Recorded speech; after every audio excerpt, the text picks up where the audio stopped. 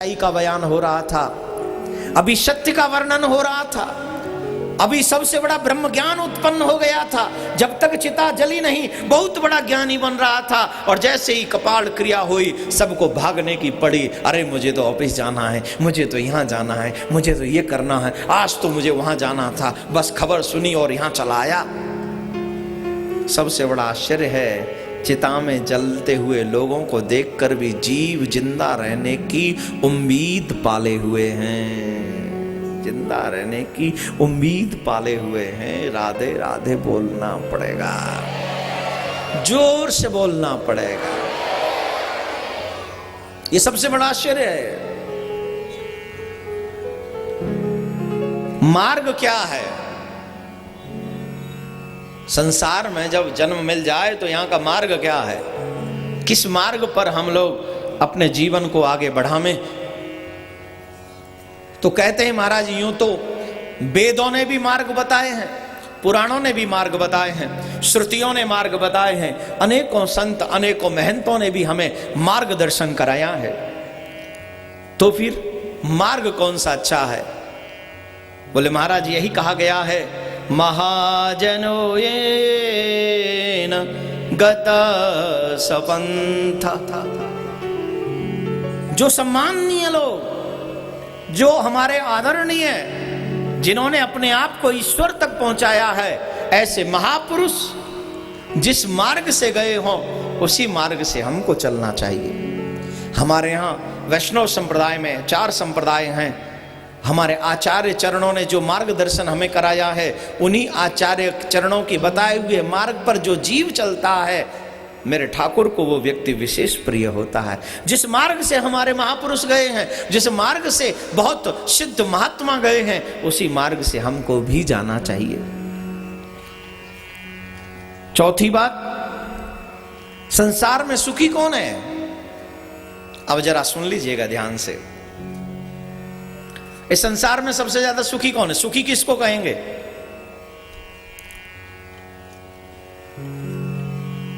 महाराज सुखी वो है जिसको निरोगी काया प्राप्त हुई हो। पहला सुख निरोगी काया, दूजा सुख घर में हो लिटिल माया।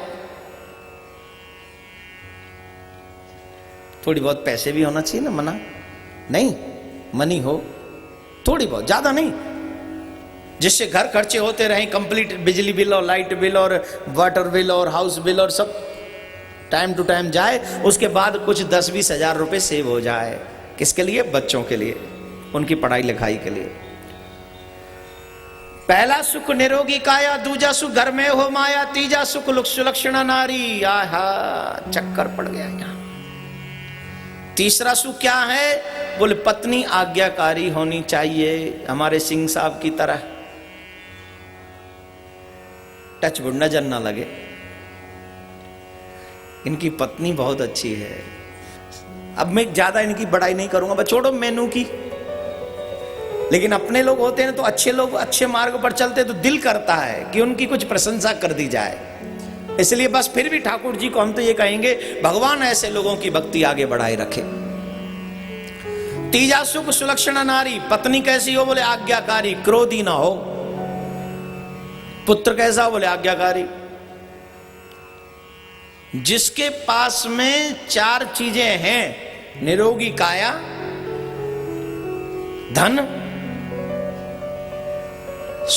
सुंदर कर्म करने वाली स्त्री, सुंदर स्त्री, पुत्र आज्ञाकारी, 5वीं सबसे बड़ी बात, इन सब के बाद भी हृदय में ठाकुर जी का स्मरण जो कभी न भूलता हो, उस इंसान से ज्यादा सुखी कोई नहीं। वो संसार में सबसे ज्यादा सुखी है। दुखी कौन है? बताऊं कि रहने दूं? दुखी कौन है दुनिया में? अपुत्रस्य गृहं शून्यं दिशा शून्यास्तु बांधव, मूर्खस्य हृदय शून्यं सर्व शून्यं दरिद्रता। क्या? अपुत्रस्य गृह शून्यम, बिना पुत्र के ग्रह सूना होता है। दिशा शून्यास्तवांधव, रिश्तेदार ना हो, भाई ना हो, जब उत्सव करें तो किसको बुलाएं? भाई घर में फंक्शन करना हो, बच्चे की बर्थडे पार्टी मनानी है, किसको बुलाएं? कोई तो चाहिए ना, रिश्तेदार, फ्रेंड, ये वो चाहिए कि नहीं? कोई नहीं चाहिए? चाहिए ना, रिश्तेदार हो, फ्रेंड हो, भाई हो, अच्छे लोग हो। तो इसके लिए अगर ये भी ना हो, ये भी ना हो तो दिशा शून्यास्तु बांधवा मूर्खस्य हृदयम शून्य। मूर्खों का तो ये हृदय बिल्कुल शून्य है ही। सर्वशून्यम दरिद्रता, सर्वशून्यम दरिद्रता। ये जो जिसके घर में दरिद्री जो नारायण भगवान दरिद्र नारायण आ जाएं तो फिर उसके लिए तो कुछ करने की जरूरत ही नहीं है। अपने भी पराये हो जाते हैं, ये भी वो हो जाते हैं, वो भी ये हो जाते हैं, राइट। और भी दुख के कारण है क्या? कुग्राम वासा कुलहीन सेवा कुभोजनम क्रोधमुखी च भार्या मूर्खस्य पुत्रो विधवा च कन्या विनान अग्नासड प्रदहन्ति कायम। जहां व्यवस्था उचित न हो वहां रहने को मिल जाए, ये दुख है। जो सेवा प्राप्त करने योग्य व्यक्ति नहीं, उसके बावजूद भी उसकी जी हजूरी करनी पड़े, ये भी दुख है। पुत्र मूर्ख हो, विधवा बेटी हो, बहुत क्रोध करने वाली पत्नी हो अथवा पति हो। जितनी बात पत्नी के लिए है उतनी बात पति के लिए भी है। अगर बहुत क्रोध करने वाला पत्नी के लिए पति है तो ये बहुत बड़ा पाप है, बहुत बड़ा दुख है। और पत्नी भी क्रोध करने वाली तो पति के लिए ही दुख है। क्रोध करने वाली पति अथवा पत्नी, विधवा कन्या, उसे चिता में जलाने की कोई जरूरत नहीं है, वो हर दिन चिता में जलता रहता है। अगर इनमें से कोई भी दुख जीव के घर में है तो पहला सुख निरोगी काया, दूजा सुख घर में हो माया, वही बात होती है, वही सबसे ज्यादा सुखी है। बोलो राधे राधे, जोर से बोलना पड़ेगा। धर्मराज के इस वक्तव्य से, उत्तरों से बड़े प्रसन्न हुए। उन्होंने कहा हम तुमसे प्रसन्न हैं, एक काम करो, एक भाई को भी जिंदा चाहो तो करवा लो। नकुल को कर दो जिंदा। अरे अर्जुन है, भीम है, ये सब क्यों नहीं? बोले महाराज एक माँ का मैं बचा रहूंगा, एक माँ का ये बचा रहेगा, दोनों माओ के बच्चे पले रहेंगे, दोनों माँ खुश रहेंगे। युद्ध में हार जीत तो लगी रहती है। बड़े प्रसन्न हुए और चारों भाइयों को जीवित कर दिया। क्यों? धर्म की राह पर चलने वालों को थोड़ा सा परेशान तो होना पड़ता है, लेकिन पराजित नहीं होना पड़ता। धर्म की राह पर चलने वाला व्यक्ति परेशान हो सकता है, पराजित नहीं होगा। इसलिए मेरे भाई बहन, मैं आप सबसे आग्रह करूंगा, आप धर्म की मार्ग पर चलते रहो। जैसे पांडवों की विजय हो गई, वैसे आपकी भी विजय हो जाएगी, इसमें कोई संदेह नहीं। अंततोगत्वा पांडवों, महाभारत के युद्ध में पांडवों की विजय हुई। और भी वो समय आया जब पांडव भी इस पृथ्वी को छोड़कर भगवान श्री कृष्ण के साथ, भगवान का संदेश जब मिला अर्जुन के द्वारा, तो पांडव भी इस पृथ्वी को छोड़कर परीक्षित को राजा बनाकर चले गए। अब यहाँ ये क्रम, क्योंकि परीक्षित के श्राप तक लेके जाना है, इसलिए आपके 10 से 15 मिनट और चाहिएंगे। दे सकोगे? कितने मिनट? 10 से जो है प्लीज आप लोग शांति से 10 से 15। वैसे आज आपका बहुत समय लिया, लेकिन अच्छा लग रहा है और लगना भी चाहिए। ठाकुर को दिया हुआ समय ही सबसे ज्यादा कीमती होता है। दुनिया को दिया हुआ समय तो बहुत बेकार होता है। इस दुनिया में सबसे कीमती क्या है?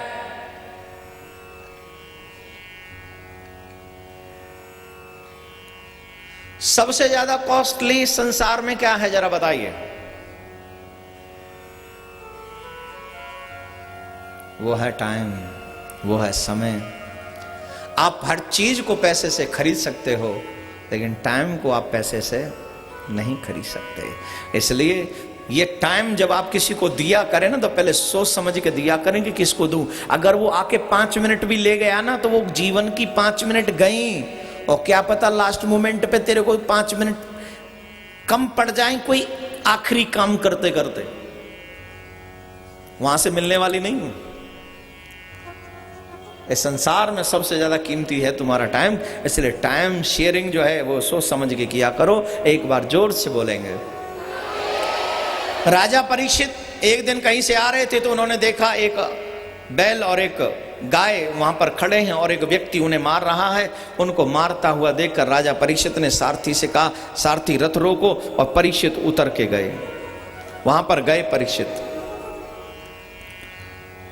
और परीक्षित ने उन दोनों को प्रणाम किया। आते हुए परीक्षित को देखकर वो व्यक्ति जो उनको मार रहा था वो हट गए, और परीक्षित ने पूछा, प्रभु आप कौन हैं? बैल ने कहा, मैं बैल के रूप में धर्म हूं।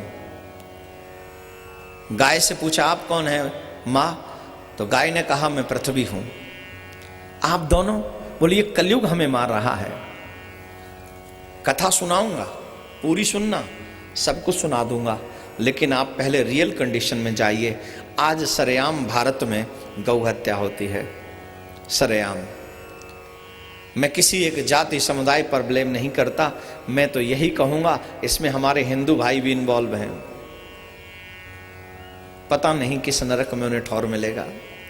गाय, एक तरफ तो हम कृष्ण को पूजते हैं, कृष्ण की सेवा करते हैं, भारत को सम्मान दिलाना चाहते हैं, और दूसरी तरफ उसी कृष्ण की गाय जो सरेआम इस देश में काट दी जाती हैं। कोई परवाह नहीं करता, कोई चिंता नहीं करता। कोई भी राजनीतिक पार्टी जिसे न गौ की चिंता है, न संत महात्माओं की चिंता है, न धर्म की चिंता है, कोई परवाह नहीं। सरेआम हमारे धर्म को कुचलने की एक कुचाग्र चल रहा है। ये अच्छी बात नहीं है। और वजह, क्योंकि हम चुपचाप सह रहे हैं, हम चुपचाप बैठे हैं। इसलिए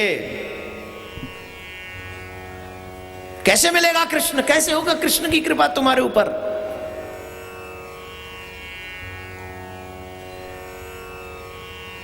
हमारा भारत मांस का आयात करता है।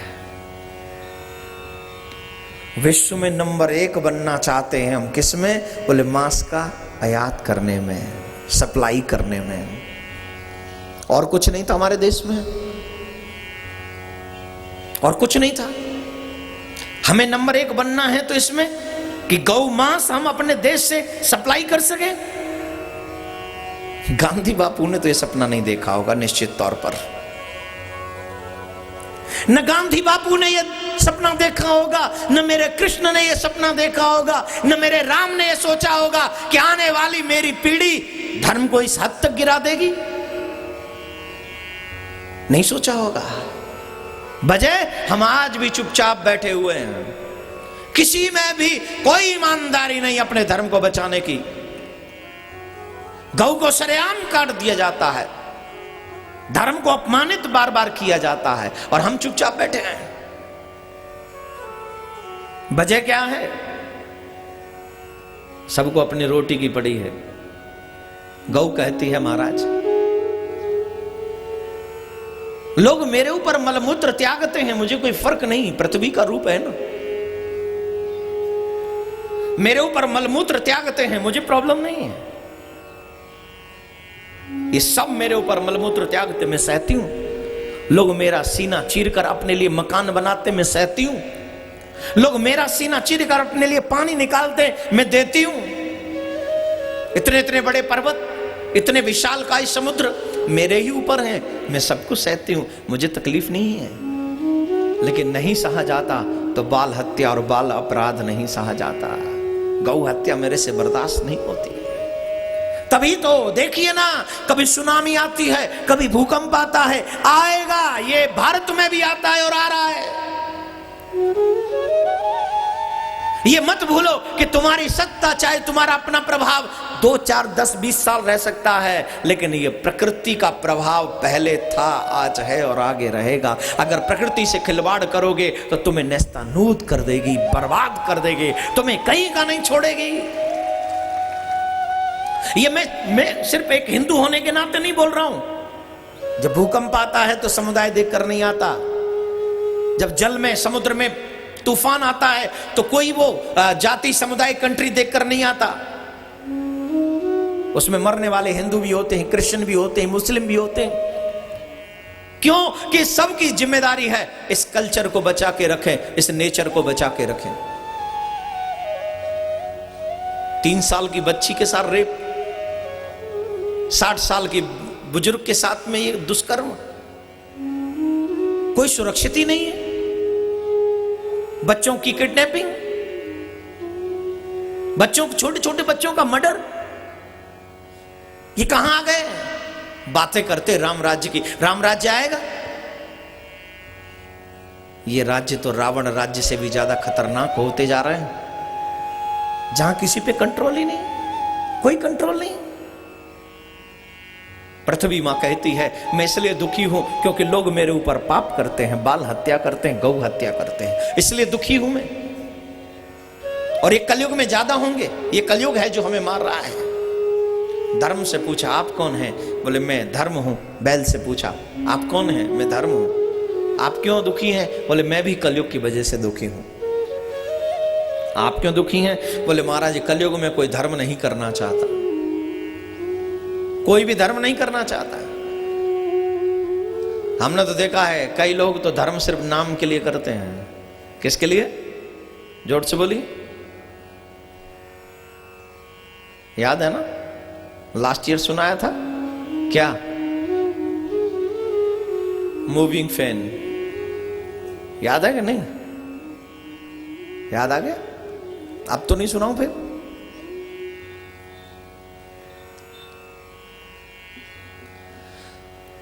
धर्मात्मा वो है जहां धर्म को जरूरत हो वहां खड़ा रहे, बिना ये सोचे कि मेरा नाम होगा कि नहीं। अच्छे काम करो। मीरा ने कहीं पोस्टर नहीं लगवाए थे, मीरा ने किसी टीवी पर प्रसारण नहीं करवाया था, फिर भी आज तक मीरा का नाम गाया जा रहा है। क्यों? क्योंकि अच्छे मार्ग पर चलोगे तो नाम अपने आप हो जाएगा, अपने आप हो जाएगा।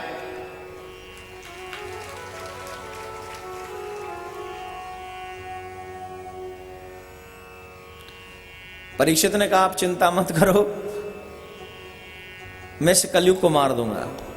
हाथ में खड्ग निकाली, कलयुग ने कहा ये तो बड़ा धर्मात्मा राजा है, मुझे मार सकता है, और कहा त्राहिमाम त्राहिमाम त्राहिमाम, मेरी रक्षा करो रक्षा करो। बोले अब क्यों रक्षा करो? बोले महाराज आप मुझे मारना चाहते हो बिल्कुल मार देना, लेकिन मारने से पहले मुझ में जो अच्छाई है वो सुन लो। तुम में क्या अच्छाई है? बोले सुन तो लो महाराज, बताओ क्या अच्छाई है? कलयुग केवल नाम आधारा, कलयुग केवल नाम आधारा, सुमेरे नर उतरहि पारा, सुमेरे नर उतरहि पारा। हरिणामैव हरिणामैव हरिणामैव केवलम कलो नास्तैव नास्तैव नास्तैव गतिरन्यथा, नास्तैव गतिरन्यथा, नास्तैव गतिरन्यथा। क्या बोलेंगे? सतयुग, त्रेता युग, द्वापर युग, इन सभी युगों में हजारों हजारों वर्ष तपस्या करनी पड़ती है, उसके बाद जीव का कल्याण होता है। लेकिन कलिकाल में जीव अगर भगवान का नाम जप ले तो नाम मात्र जपने से जीव का कल्याण हो जाता है, मात्र नाम जपने से। एक और अच्छी बात बताऊं, 33 करोड़ नाम अगर व्यक्ति एक जीवन में ले ले तो वो भगवान के दर्शन करने का अधिकारी हो जाता है। और श्रद्धा से ले ले तो भगवान उसे दर्शन देते ही हैं। इसी मानव जीवन में मात्र 33 करोड़ नाम जपने से आप ले पाओगे? एक माला में 108 जीवन निकल जाएगा, 33 करोड़ होने वाले नहीं है। तो कैसे हो? बोले हो सकते हैं। जब इतने बड़े समूह में लोग बैठे हो ना, तो जब कीर्तन होता हो ना तो तब तक जरूर आ करो।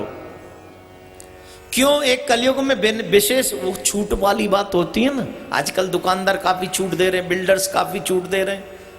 क्यों दे रहे हैं? बोले माल बिक नहीं रहा तो तुम छूट में ले जाओ, एक के साथ एक फ्री। इसका मतलब एक ही में दोनों की कीमत,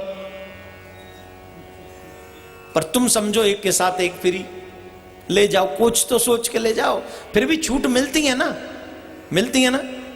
तो हम छूट वाला सामान ले आते हैं। कलयुग में भक्तों के लिए भी विशेष छूट है। कैसे? बोले यहां पर अगर 20, 25, 30 हजार लोग बैठे हैं और अगर आपने एक बार सबने मिलकर राधे राधे कहा तो वो उतने हजार नाम, जितने हजार लोग यहां बैठे हैं, आपको उतने ही हजार नाम आपकी बैंक में जमा हो जाएंगे।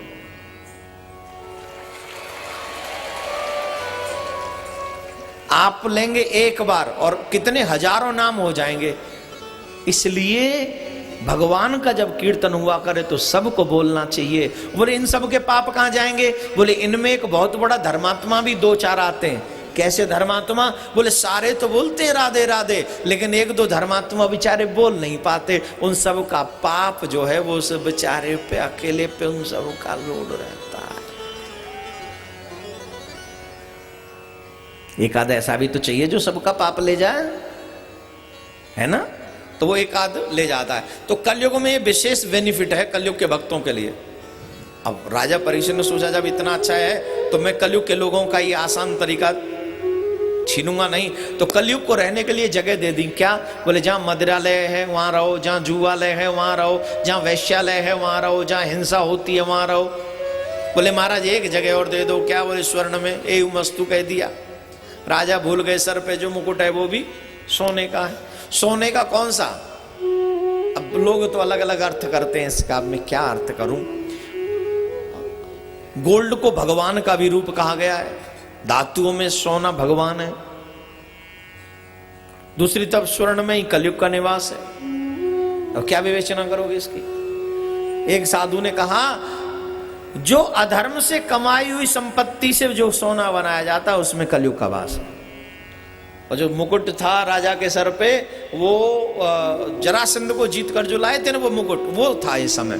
तो राजा के सर पे वो कलयुग आकर बैठ गया और राजा ने एक संत का अपराध कर दिया। और संत का अपराध तो विनाशकारी होता है मेरे प्यारे। जो जीव संत का अपराध करते हैं उसको विनाश का सामना करना। 3 लोगों का कभी अपराध मत करना। साधु, इट मीन संत, ब्राह्मण और अतिथि, इन तीनों का अपराध मत करना। अगर इन तीनों का अपराध करोगे तो आपका विनाश निश्चित है। राजा परीक्षित इतने धर्मात्मा थे, मरे हुए सर्प को ऋषि के गले में डाल दिया, समीक ऋषि के गले में। इससे श्राप लगाए तिलंगत मर्यादम तक्षक सप्तमे हनि। 7वें दिन तक्षक सर्प डस लेगा, उसकी मृत्यु हो जाएगी।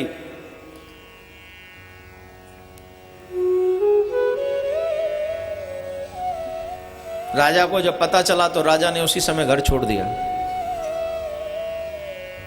क्यों? राजा को पता चल गया 7वें दिन मेरी मृत्यु है।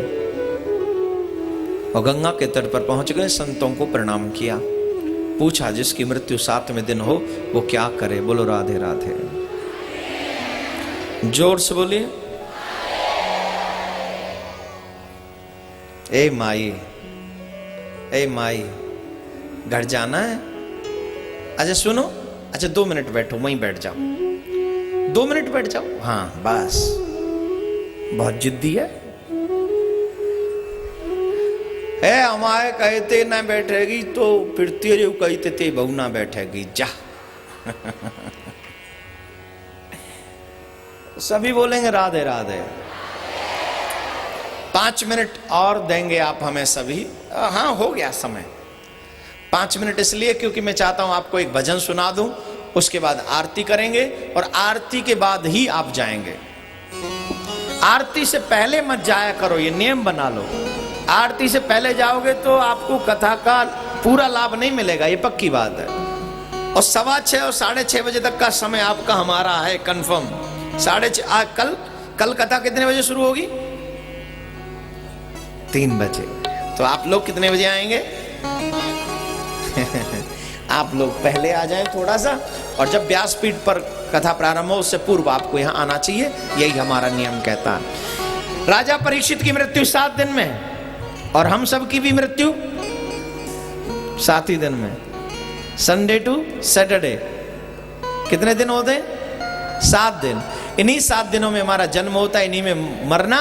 ये छोटी सी जिंदगी मौत लेने को खड़ी, लेकिन वारी माया तू सबको लगा के खड़ी है हथकड़ी। माया बड़ी प्रबल है, बड़ी प्रबल है। अब मैं भजन गाऊं कि रहने दूं? हैं जी? गाइए, आप जाइए, हम गाइए। चलो हम गाइए, आप जाइए, अब मत जाइए, वो आपके ऊपर छोड़ते हैं। लेकिन हमारा प्रार्थना है समय से आए, पूरी कथा सुने और कथा आरती हो जाने के बाद ही जाएं। मेरे साथ दिल लगाकर गाएंगे एक भजन।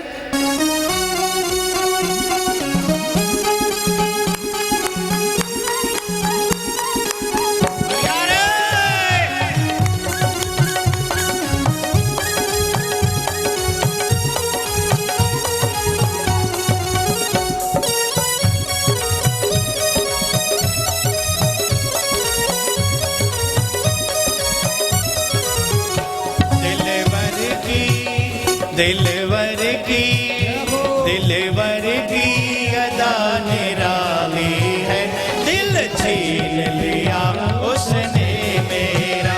दिलवर की अदा निराली है, दिल छीन लिया उसने मेरा।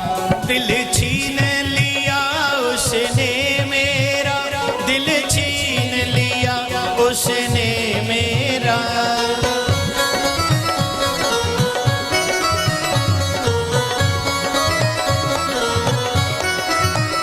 दिल छीन लिया उसने मेरा, दिल छीन लिया उसने मेरा।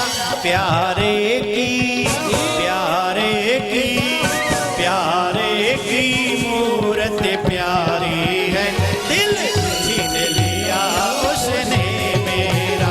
प्यारे की सूरत प्यारी है, दिल छीन लिया उसने मेरा। हरि बोल।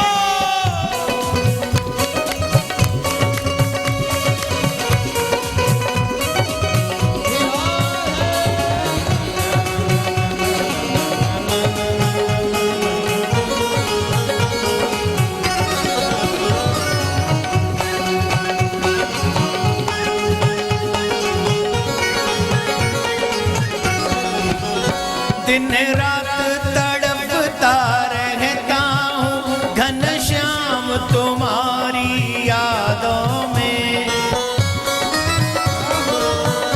प्यारे, दिन रात तड़पता रहता हूँ घनश्याम तुम्हारी यादों में। घनश्याम तुम्हारी यादों में, घनश्याम तुम्हारी यादों में। हंस कर सब कांधे पे, कांधे पे कांवर कारी है, दिल छीन लिया उसने मेरा। कांधे पे कांवर कारी है, दिल छीन लिया उसने मेरा। दिल छीन लिया उसने मेरा, दिल छीन लिया उसने मेरा।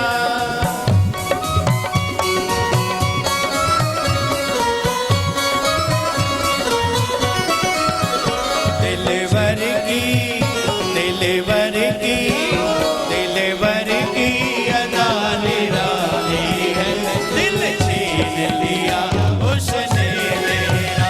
दिलवर की अदा निराली है, दिल छीन लिया उसने मेरा। प्यारे,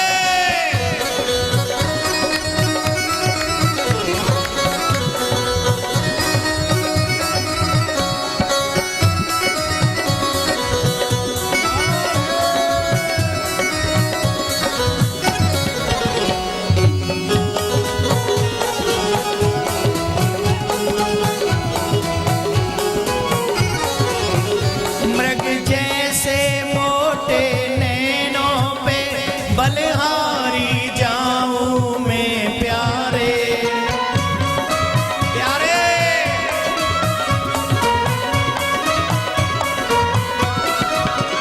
मृग जैसे मोटे नैनों पे बलिहारी जाऊं मैं प्यारे। वाह छैल छबीले रसिया के हैं केस घने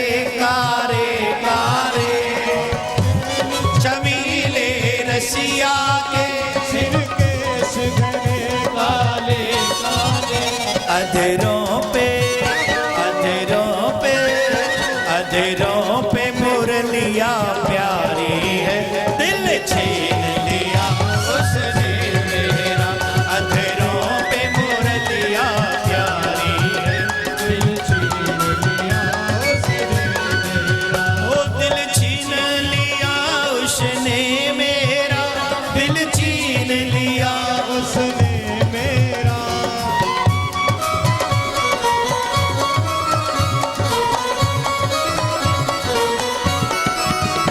दिल छीन लिया उसने मेरा, दिल छीन लिया उसने मेरा। दिलवर की अदा निराली है, दिल छीन लिया उसने मेरा। दिलवर की अदा निराली है, दिल छीन लिया उसने मेरा। जय राधे राधे, जय राधे राधे, जय राधे राधे, जय राधे राधे, जय राधे राधे। श्री वृंदावन, श्री गोवर्धन, जदीपुरा में,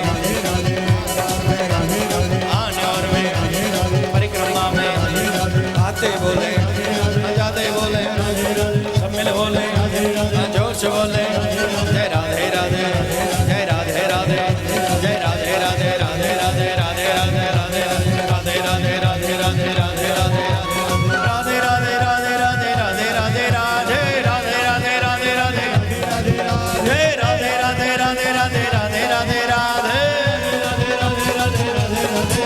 नाम धन कमाइए, जितना ज्यादा कमा सकते हैं सब मिलकर बोलिए, जय राधे राधे, राधे राधे, राधे राधे, राधे राधे, राधे राधे, राधे राधे, राधे राधे, राधे राधे, राधे राधे, राधे राधे, राधे राधे, राधे राधे, राधे, जय राधे राधे, राधे राधे, राधे राधे, राधे राधे, जय राधे राधे, राधे राधे, राधे राधे, राधे राधे, जय राधे राधे, जय राधे राधे, जय राधे राधे, जय राधे राधे, जय राधे राधे, राधे राधे, जय राधे राधे, जय राधे राधे, जय राधे राधे, राधे राधे, राधे राधे, राधे राधे, राधे राधे, राधे राधे, राधे राधे, राधे राधे, राधे राधे, राधे राधे, राधे